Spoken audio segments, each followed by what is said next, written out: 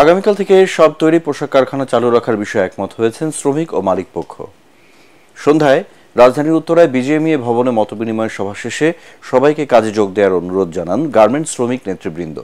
এ সময় বিজিএমইএ সভাপতি খন্দকার রফিকুল ইসলাম বলেন, আলোচনার মাধ্যমে সব সমস্যার সমাধান করা হবে। হুমায়ুন চিশতি রিপোর্ট। কারখানায় ছাঁটাই বন্ধসহ বিভিন্ন কারণে গত এক সপ্তাহ ধরে অস্থির সাভার ও আশুলিয়ার তৈরি পোশাক খাত। ছুটি ঘোষণা করা হয় ৩০টিরও বেশি কারখানায়। এ অবস্থায় শুক্রবার সন্ধ্যায় শ্রমিক নেতাদের নিয়ে আলোচনায় বসে তৈরি পোশাক কারখানা মালিকদের সংগঠন বিজিএমইএ। আলোচনা শেষে ব্রিফিংয়ে নিজেদের বিভিন্ন দাবির কথা তুলে ধরেন শ্রমিক নেতারা।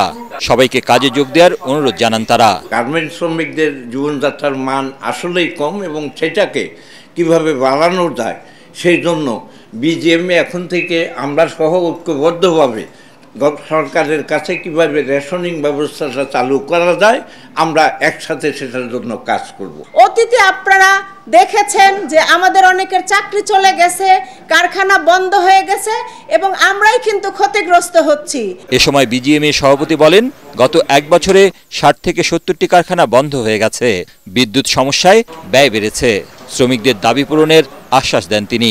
যেখানে জেনারেটর ২ ঘন্টার সাপোর্টে চলার কথা ছিল সেইখানে জেনারেটর চলে 10 ঘন্টা, 2 ঘন্টা ইলেকট্রিসিটি থাকে। এই জন্য আমাদের শিল্প আমরা যতই বলি খুবই ডিফিকাল্ট সিচুয়েশনে আছে।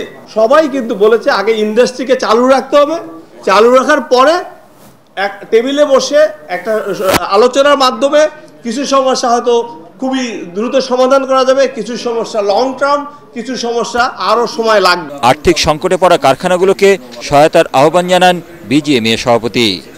হুমায়ুন চিশতি, এটিএন বাংলা, ঢাকা।